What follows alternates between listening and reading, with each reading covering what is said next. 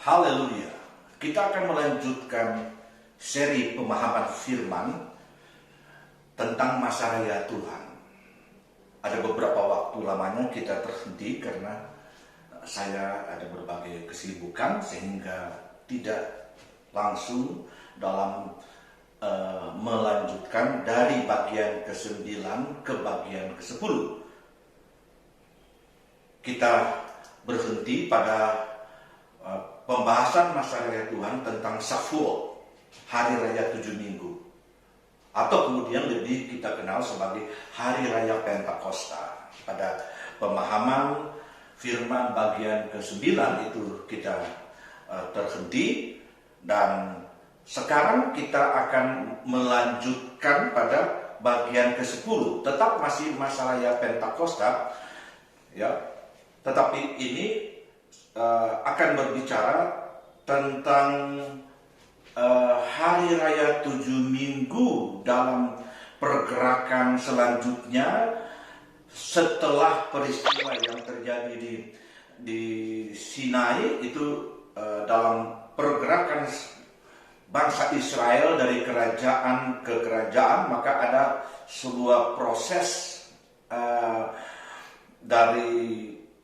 pemahaman dan pelaksanaan masa raya Tuhan yang sedikit berubah, tetapi intinya itu tetap sama, yaitu mereka tetap diminta ya untuk dapat menghayati dan merenungkan peristiwa besar bagaimana Tuhan datang kepada nenek moyang mereka, bangsa Israel di Sinai, dan kemudian memberikan dua loh batu sebagai inti firman, dan kemudian hukum-hukum sipil kemasyarakatan dan hukum-hukum imamat. Itu yang kita ketahui pada bangsa Israel. Dan saat ini kita melihat bahwa penekanan sekarang itu pada Yom Bikurim, ya, Yom Bikurim. Yom Bikurim kalau kita maksudkan itu adalah bahwa bangsa Israel pada waktu hari Pentakosta itu harus menyiapkan buah sulung dalam bentuk roti yang dipanggang, dua ketul roti yang secara khusus itu dari gandum, karena ini akan merupakan satu peristiwa perayaan penuaian gandum, tapi bukan pada permulaan penuaian, tetapi setelah penuaian itu selesai, kemudian mereka datang kepada imam membawa Yom Bikurim, ya. Itu kalau pada waktu yang lalu kita berbicara tentang hari raya 7 minggu atau Pentakosta adalah sebuah perayaan untuk bersuka cita karena sukses, ya, dua tanaman panen, ya, yaitu jelai yang matang pertama, ya, dan gandum. Pentakosta menandai berakhirnya panen gandum dan disebut sebagai Yom Bikurim, yaitu hari untuk mempersembahkan potongan roti yang pertama kepada Allah setelah panen itu selesai. Nah, seorang penulis sejarah Israel yang sangat terkenal, yaitu Haim Shaus, mengatakan bahwa pada masa bait Allah kedua, yaitu pada masa Kristus, Pentakosta tidak memiliki peran besar dalam kehidupan bangsa Yahudi. Jelas sekali bahwa Pentakosta adalah sebuah perayaan yang hanya dirayakan di bait Allah dan tidak nampak meluas di luar Yerusalem. Sebab bait Allah memang hanya ada di Yerusalem. Pertama kalinya perayaan tersebut menjadi penting adalah ketika perayaan tersebut menjadi pemberian Torah, di mana Allah menyatakan dirinya sendiri di Gunung Sinai. Jadi kalau kita lihat yang paling utama tentang perayaan Pentakosta itu pada waktu Allah menyatakan diri di Gunung Sinai dan memberikan Torah kepada bangsa Israel. Lalu kemudian itu dirayakan secara terus-menerus di Yerusalem karena bait Allah itu hanya berada di Yerusalem. Kalau di luar Yerusalem memang tidak pernah didirikan bait Allah. Bangsa Israel tidak mendirikan bait Allah yang lain, kecuali mereka dalam rumah-rumah sembahyang itu yang kemudian kita kenal sebagai sinagoga di berbagai negara, di berbagai kota-kota di mana bangsa Yahudi itu ada sinagoga di mana bangsa Israel akan datang untuk melaksanakan tata ibadah di sana. Tetapi bait Allah itu hanya ada di Yerusalem. Maka itu pada waktu bait Allah itu kemudian runtuh atau rusak, maka kemudian bangsa Israel mengalami kesulitan di dalam merayakan khususnya Pentakosta, karena perayaan Pentakosta itu dirayakan secara khusus di bait Allah. Nah, dalam perjanjian baru, masa raya Pentakosta itu langsung diidentikan dengan pencurahan Roh Kudus, kegenapan perjanjian Bapa kepada orang percaya, dan hampir semua aspek dalam pengalaman di Gunung Sinai diduplikasi pada peristiwa di kamar loten Yerusalem. Nah, jadi kita perhatikan bahwa justru pada waktu bait Allah tidak lagi menjadi bagian yang dianggap sakral dan penting bagi bangsa Yahudi untuk merayakan Pentakosta, kemudian tiba-tiba Tuhan melakukan sebuah perubahan paradigma tentang apa itu Pentakosta. Apa itu hari ke-50? Apa itu hari ke-50 setelah Paskah? Atau kalau pada peristiwa di kamar loten Yerusalem, hari ke-50 setelah penyaliban Yesus. Jadi kita lihat bahwa kalau Tuhan meluaskan sesuatu terjadi pada bangsa dan umatnya, apalagi pada bait Allah yang telah diteguhkan, ditetapkan menjadi tempat di mana Tuhan melawat umatnya, maka tentu saja ada sesuatu yang sedang Tuhan rencanakan dan inginkan untuk umat Tuhan, bangsa Israel itu memahaminya. Sekarang ternyata bahwa Tuhan telah bergeser, tidak lagi mementingkan bait Allah secara fisik, material. Dia sekarang sedang menyasar tentang persekutuan umat Tuhan, karena kemudian itu yang akan ditegaskan sebagai bait Allah yang sesungguhnya. Maka itu pada persekutuan umat Tuhan di atas kamar loten Yerusalem, itulah kemudian Tuhan turun. Ya, Tuhan turun di tengah-tengah persekutuan dari 120 murid yang secara tetap sedang berdoa, bersekutu, menantikan janji Bapa. Ya, hal ini menarik kalau kita mengetahui bahwa kebenaran pencurahan Roh Kudus adalah kegenapan Pentakosta, kegenapan hari ke-50. Apabila kita meletakkan penyaliban dan kebangkitan Kristus sebagai Paskah, dan dari saat kebangkitannya sampai keangkatannya dihitung 40 hari yang terdapat dalam Kisah 1 ayat 3, maka terdapat interval 10 hari dari keangkatannya sampai pada peristiwa besar pencurahan Roh Kudus yang terdapat dalam Kisah Rasul pasal 2. Jadi penantian para murid Kristus 120 orang itu yang setia itu adalah 10 hari. Jadi ini yang sebenarnya Tuhan lakukan suatu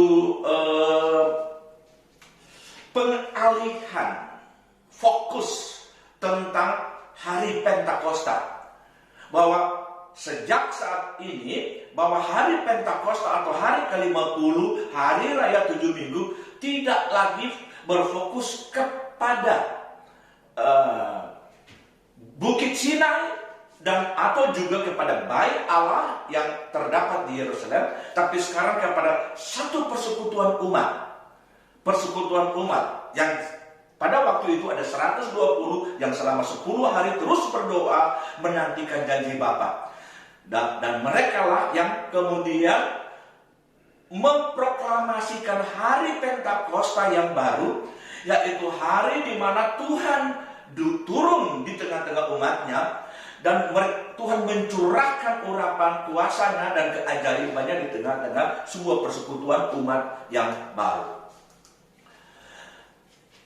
Dari apa yang terjadi di kamar roti Yerusalem pada hari Pentakosta, maka kemudian kita memahami bahwa hari Pentakosta ternyata itu memiliki suatu kemampuan atau daya dorong atau suatu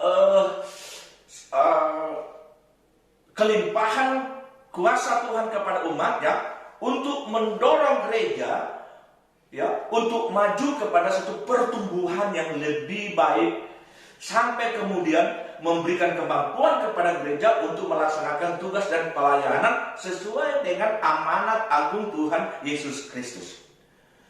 Hari ke-50 di Sinai menjadi suatu daya dorong dan arahan bagi Israel yang dilengkapi dengan 10 hukum, imamat dan kemah sembahyang supaya bisa melintasi padang gurun dengan berkemenangan sampai tiba di tanah perjanjian. Dan sekarang pada pencurahan Roh Kudus, kuasa dari tempat yang maha tinggi yang Tuhan Yesus katakan kamu akan beroleh kuasa kalau Roh Kudus turun ke atas kamu, itu akan mengantar gereja untuk maju menuju kedewasaan rohani dan iman sampai pada kesempurnaan. Gereja juga akan memiliki kemampuan dan kuasa untuk dapat bergerak, bagaikan satu kekuatan yang sangat luar biasa untuk menyelesaikan tugas besar yang Tuhan percayakan kepada murid-muridnya, yang kita kenal sebagai amanat agung dalam Matius pasal 28 ayat 18 dan 19. Amanatnya berkata, pergilah ke seluruh muka bumi, jadikan sekalian bangsa itu muridku, dan seterusnya. Bagaimana mereka bisa melaksanakannya? Mereka bisa melaksanakannya itu kalau Roh Kudus turun ke atas mereka. Dan itu yang dikatakan oleh Tuhan Yesus dalam Kisah 1:8. Kamu akan beroleh kuasa kelak kalau Roh Kudus turun ke atas kamu, dan kamu akan menjadi saksiku, baik di Yerusalem, di seluruh Yudea, Samaria, sampai ke ujung bumi. Ini adalah sesuatu yang sangat luar biasa yang tidak pernah dipikirkan oleh orang-orang Yahudi. Mereka tidak percaya kepada Kristus, mereka tidak percaya kepada apa yang Tuhan Yesus janjikan sebagai janji Bapa. Tetapi kelompok orang ini yang secara individu mereka percaya secara total kepada Yesus, itu Tuhan kemudian jadikan sebagai sesuatu yang luar biasa untuk memberikan pemahaman kepada kita kalau kita ini melaksanakan tugas dan pelayanan sebagaimana yang kita yakin Tuhan panggil kita untuk melaksanakannya, maka kita membutuhkan kuasa dari tempat yang maha tinggi. Kita membutuhkan kuasa Pentakosta, kuasa Pentakosta yang sangat ajaib. Nah, memang kalau kita berbicara tentang hari raya Pentakosta atau masa raya Pentakosta, sebenarnya kita sedang juga berbicara tentang apa yang telah terjadi di dalam kehidupan Yesus Kristus. Dalam Injil Yohanes pasal 17, Yesus Kristus dengan leluasa bercakap dengan Bapa Allah. Dia pun telah mengalami pemuliaan di atas sebuah bukit dalam Matius 17 ayat 1-13. Jadi seperti Nabi Musa, itu naik ke bukit Sinai, bukit Sinai, lalu kemudian bercakap-cakap dengan Allah, di bukit itu. Yesus dalam Injil Yohanes pasal 17 itu secara luar biasa mengalami pengalaman yang sama. Dia juga mengalami pengalaman, dia dimuliakan di atas bukit. Kemudian dia mengalami satu pengalaman di mana dia melakukan percakapan dengan Bapa. Posisi dan situasi yang sama berlaku pada Nabi Musa, pemimpin umat Israel pada hari Pentakosta di atas bukit Sinai yang kita tahu. Sehingga Dr. Thompson dalam bukunya The Feast of Lord menegaskan Christ himself is the fulfillment of the convocation of Pentecost. Kristus sendiri adalah penggenap masa raya Pentakosta. Di dalam sinagoga di Nazaret, Tuhan Yesus membuka Alkitab dan menyatakan tentang dirinya sendiri. dalam Lukas pasal 4 ayat 18 sampai 19 itu dia berada di sinagog, di rumah sembahyang orang Israel. Lalu kemudian tiba-tiba dia berkata dalam sebuah pernyataan yang menggetarkan, sampai-sampai orang-orang Yahudi itu kaget. Itu apa yang terjadi pada diri Yesus. Dia berkata, Roh Tuhan ada padaku, oleh sebab Ia telah mengurapi aku, menyampaikan kabar baik kepada orang-orang miskin, dan Ia telah mengutus aku untuk memberitakan pembebasan kepada orang-orang tawanan dan penglihatan kepada orang-orang buta, untuk membebaskan orang-orang tertindas, untuk memberitakan tahun rahmat Tuhan telah datang. Tadi sesuatu yang luar biasa tiba-tiba di sinagoga, di mana begitu banyak orang Yahudi juga berhimpun di situ. Yesus menyampaikan bagaimana caranya untuk orang-orang yang tertindas, ya, orang-orang tawanan itu bisa dibebaskan, supaya mereka kemudian bisa dengan lega, bisa dengan senang hati, bisa datang mendekatkan diri pada Tuhan. Bagaimana orang-orang yang buta, yaitu buta secara rohani juga, untuk dapat dicelikkan dan melihat kemuliaan Allah, kebenaran firman Allah, ya, untuk kemudian bagaimana orang-orang bisa masuk kepada tahun rahmat Tuhan. Itu hanya mungkin terjadi kalau urapan Tuhan ada atas kita. Karena tulis berkata, itu akan terjadi pada waktu Tuhan mengurapi aku, kata Tuhan Yesus.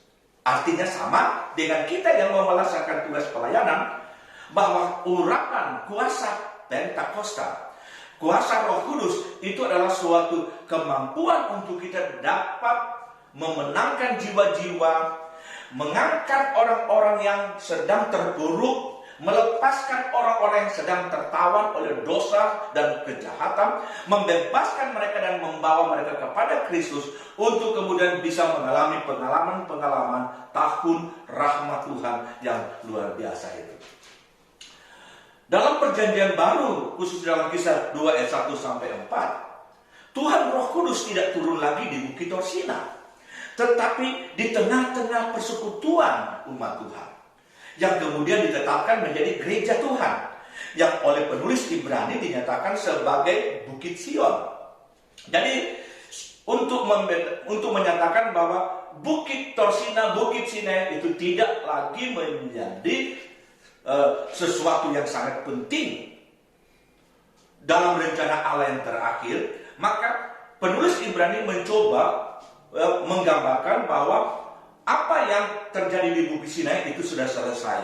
Sekarang dia sedang mengantar kita ke Bukit Sion. Nah, Bukit Sion yang dimaksudkan juga oleh penulis Ibrani itu sama seperti yang dikatakan banyak kali oleh Raja Daud di dalam Mazmurnya. Dia menggambarkan Bukit Sion itu sebagai tempat di mana umat Tuhan bisa naik ke dalam hadirat Tuhan, memuji Tuhan dan menyembah Tuhan. Jadi penulis Ibrani ini berkata bahwa untuk kita bisa merasakan hadirat Allah, merasakan jamaan Tuhan, dan menerima kuasa Pentakosta itu, mari kita naik ke Bukit Sion, yaitu mari kita masuk di dalam pujian yang sungguh-sungguh, dalam penyembahan yang sungguh-sungguh, dan kemudian kita muliakan Tuhan. Maka Tuhan akan turun. Sama dengan dia turun di atas Bukit Sinai, dia akan turun di dalam kehidupan persekutuan orang-orang benar yang percaya kepada Tuhan. Pentakosta memang kemudian menjadi motivasi pertumbuhan dan pelayanan gereja. Ya, sebab kalau kita kembali kepada apa yang menjadi catatan di dalam kitab Kisah Rasul pasal 2 dan seterusnya, bahwa Pentakosta itu merupakan peristiwa yang sangat menentukan kehidupan perjalanan gereja menuju keselamatan akhir atau kedewasaan penuh. Ya, sama pentingnya pengalaman Sinai bagi bangsa Israel untuk bisa masuk ke tanah Kanaan tanpa mendukacitakan Tuhan, dan hukum dan ketentuan Allah, ya, sistem korban dan pelayanan itu ditetapkan, serta tata cara hidup yang wajar sebagai umat pilihan Allah dikenal oleh bangsa Israel justru terjadi pada hari raya 7 minggu atau hari raya Pentakosta di Sinai. Dan kemudian Tuhan menyatakan itu kembali dalam sejarah pergerakan gereja, bahwa gereja berdiri dan bergerak, dan gereja dilengkapi dengan kuasa Allah supaya dapat melaksanakan segala sesuatu yang benar, baik dalam persembahan yang harus dilakukan, pujian dan penyembahan, tata cara kehidupan yang baru, paradigma yang baru dalam kehidupannya sebagai umat Tuhan. Itu harus berubah dan benar-benar sesuai dengan keinginan dan kerinduan Allah, dan itu akan dimampukan dan dikerjakan oleh Roh Kudus pada peristiwa Pentakosta. Itu yang terjadi pada murid-murid ya dalam Kisah pasal 2. Ya, bahwa kemudian kita melihat bahwa orang-orang percaya pada zaman ya Petrus dan kawan-kawannya telah dipenuhi dengan Roh Kudus, itu benar-benar telah menjadi suatu pergerakan, suatu movement yang sangat dahsyat yang telah menggoncangkan Yerusalem. Bayangkan saja pada hari pertama, pada waktu Roh Kudus itu tercurah, dan kemudian Petrus berbicara di tengah-tengah masa yang masif yang begitu banyak itu. 3.000 jiwa datang menyerahkan diri pada Tuhan dan ikut bersama dalam kelompok ini. Kelompok 120 menjadi kelompok 3.120, dan itu dahsyat. Itu menjadi suatu kegemparan. Itu merupakan awal dari suatu pergerakan yang saya selalu sebut sebagai hari berdirinya dan bergeraknya gereja untuk melayani Tuhan dan memenangkan jiwa-jiwa untuk dibawa ke dalam kerajaan Allah. Perjanjian baru membukakan rincian dari titik-titik penting dalam karya Kristus, yakni kematian, kebangkitan, dan kenaikannya ke surga. Ya. Jadi ini adalah sesuatu yang sangat berkaitan, satu paket yang tidak bisa dipisahkan. Demikian pula dalam peristiwa pencurahan Roh Kudus, kita semua dibaptis oleh satu Roh ke dalam satu tubuh, baik orang Yahudi maupun orang Yunani, baik budak maupun orang-orang merdeka.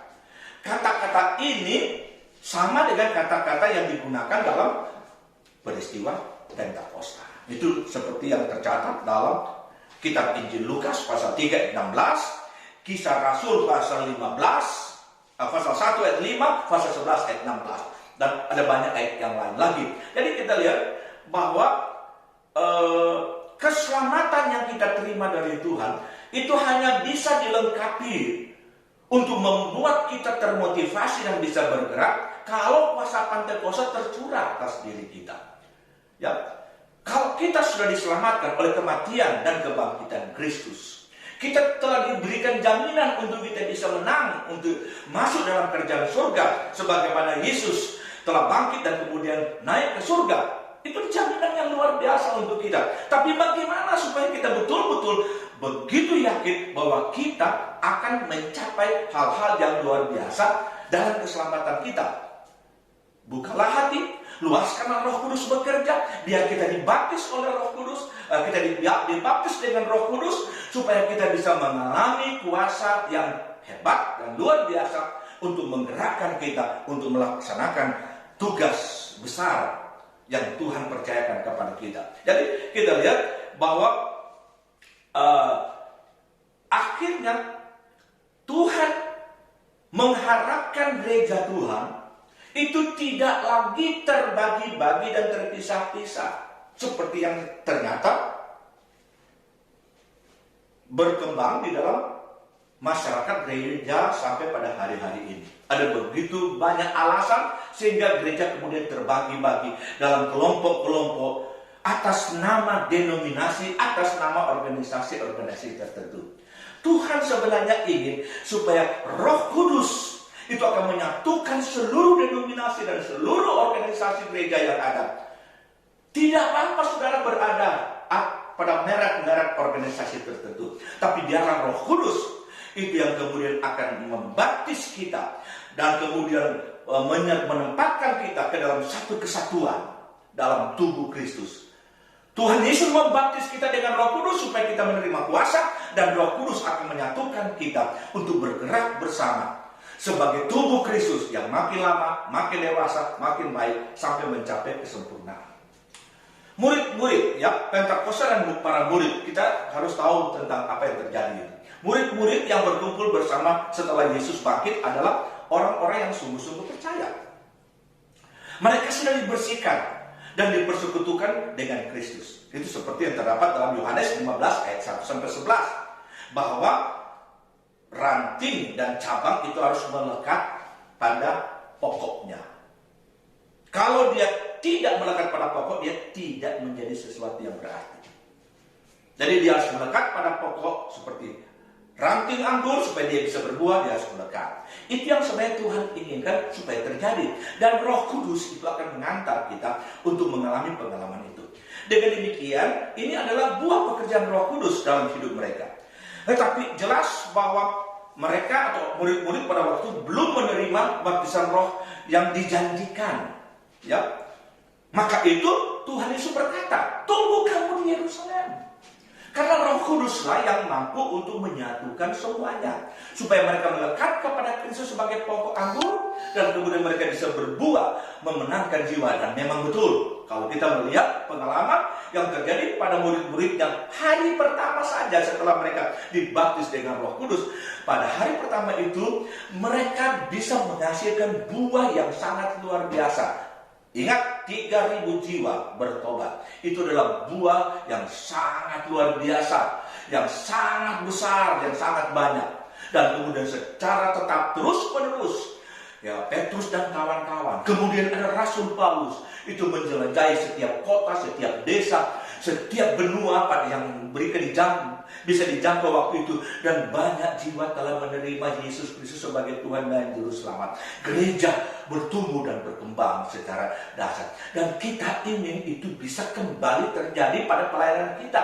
Bagaimana itu bisa terjadi? Hanya ada satu cara. Biarlah Roh Kudus membaptis semua murid-murid, membaptis kita, dan biarlah Roh Kudus memenuhi kita setiap saat supaya kita bisa bergerak bukan atas kekuatan kita, tetapi atas kuasa Pentakosta itu sendiri. Ya, kita bisa hebat, kita bisa berkhotbah, kita bisa mengajar, karena kita bisa lancar, karena kita terdidik, terpelajar. Tetapi itu sia-sia tanpa pekerjaan Roh Kudus. Sebab untuk bisa menjamah dan memenangkan hati seseorang supaya mengikuti Yesus, itu bukan karena kata-kata kita, bukan karena kehebatan kita, tetapi karena pekerjaan Roh Kudus. Yang dengan begitu luar biasa bisa menjamah setiap hati dan membalikkan hati mereka untuk bisa melihat kepada keajaiban kasih karunia Tuhan Yesus yang sangat luar biasa. Itu yang terjadi, saudara. Pada zaman murid-murid itu mulai bergerak, ya. Setelah Roh Kudus tercurah di Yerusalem, bagaimana kemudian Roh Kudus itu bergerak ke arah Samaria, ya. Roh Kudus mengantar murid-murid ke Samaria. Khususnya pada Kisah-Kisah 10 ayat 44 sampai 48, Petrus dan kawan-kawan tiba di rumah Kornelius. Petrus sementara berkhotbah, ya, lalu kemudian Roh Kudus tercurah. Tanda bahwa Roh Kudus tercurah dan kemudian memenuhi semua orang di rumah Kornelius. Murid-murid yang bersama dengan Petrus itu berkata bahwa apa yang terjadi di Yerusalem, yaitu mereka berkata-kata dalam bahasa lidah, speaking tongue, itu terjadi juga di rumah Kornelius. Di Efesus adalah hal yang sama. Pada waktu itu Rasul Paulus kemudian melayani orang-orang yang memang sudah dibaptis dalam air, tapi mereka belum tahu apa itu Roh Kudus. Maka kemudian Paulus menumpangkan tangan dan kemudian mereka dibaptis dengan Roh Kudus. Ya.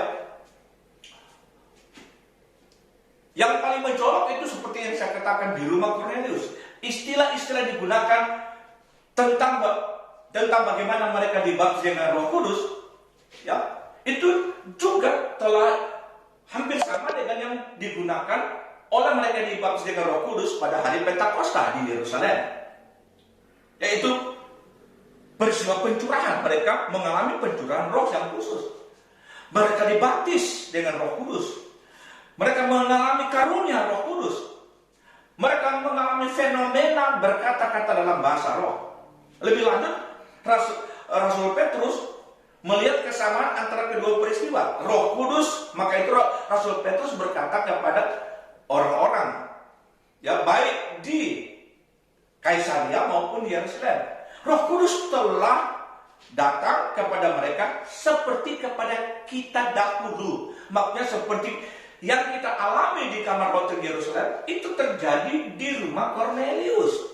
Nah, kalau di kamar hotel Yerusalem itu adalah representasi dari lokasi tempat orang-orang Yahudi, di Kaisaria di rumah Kornelius itu representasi dari tempat rumah orang-orang bukan Yahudi. Jadi sama yang dikatakan bahwa akhirnya Roh Kudus itu akan bekerja tidak lagi dalam batasan-batasan ras, kepentingan, golongan, dan sebagainya. Dia rata, dia tidak peduli apakah tingkat keagamaan orang-orang Kornelius dan kawan-kawan ini rendah, dan yang di Yerusalem itu tinggi.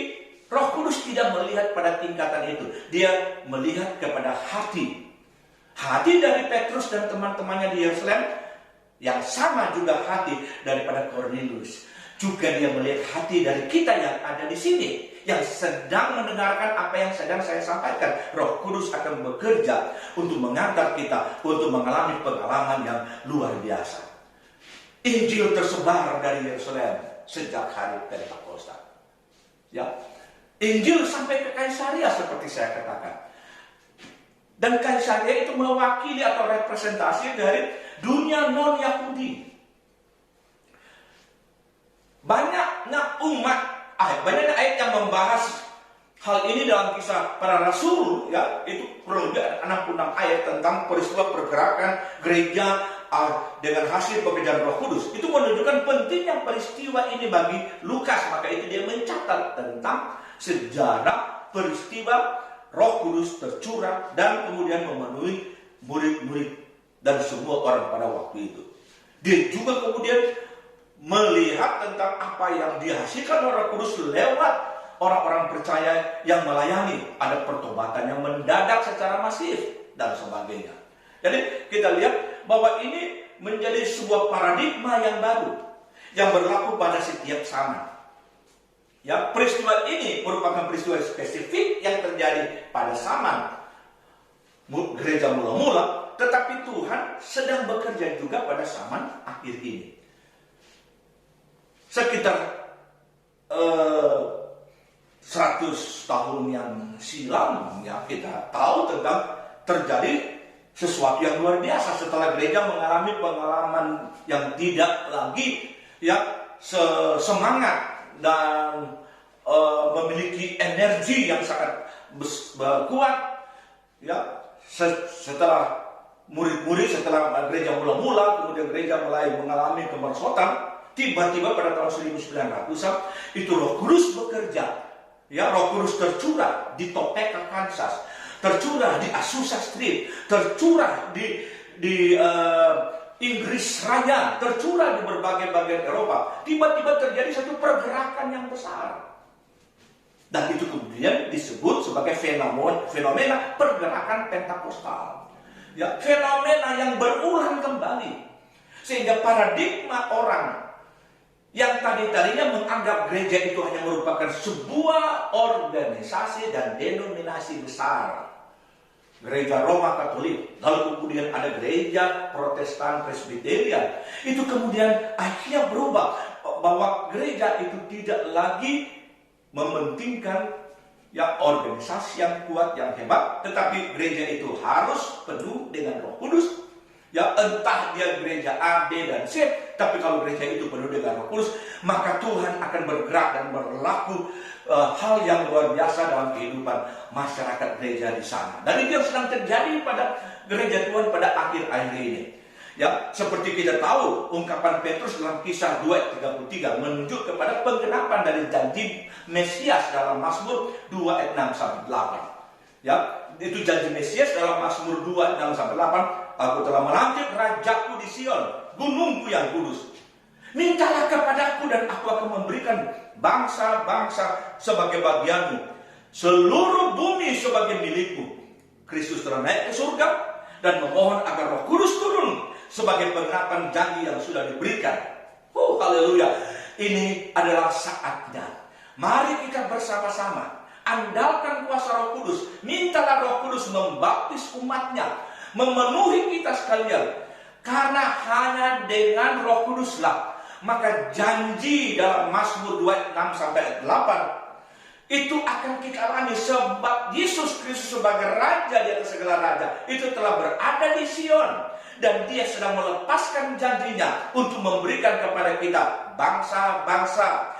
Kita bisa memenangkan jiwa-jiwa, kita bisa membawa banyak orang kepada Kristus. Gereja Tuhan akan diberikan suatu pengalaman baru, suatu kesatuan baru, untuk bertambah-tambah dewasa, bertambah-tambah baik sampai mencapai gereja yang sempurna. Kita sedang menunggu Yesus akan datang pada kali yang kedua, dan Dia akan melihat gerejanya itu benar-benar telah memenuhi persyaratan sebagai gereja yang dirindukan untuk menjadi gereja yang kuat dan dewasa, gereja yang memuliakan Bapa yang ada di surga.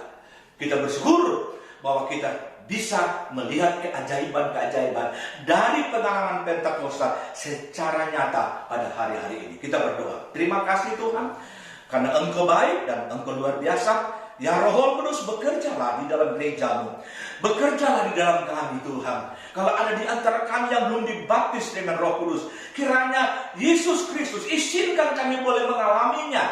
Kalau kami kemudian telah mengalami masalah dalam kehidupan kami sehingga Roh Kudus tidak lagi berfungsi secara benar, penuhi kami dengan Roh Kudus supaya kami bisa bergerak bukan dengan kekuatan kami untuk memenangkan jiwa, tetapi oleh kemampuan kuat kuasa Roh Kudus. Kami mengucap syukur dalam nama Tuhan Yesus Kristus. Haleluya.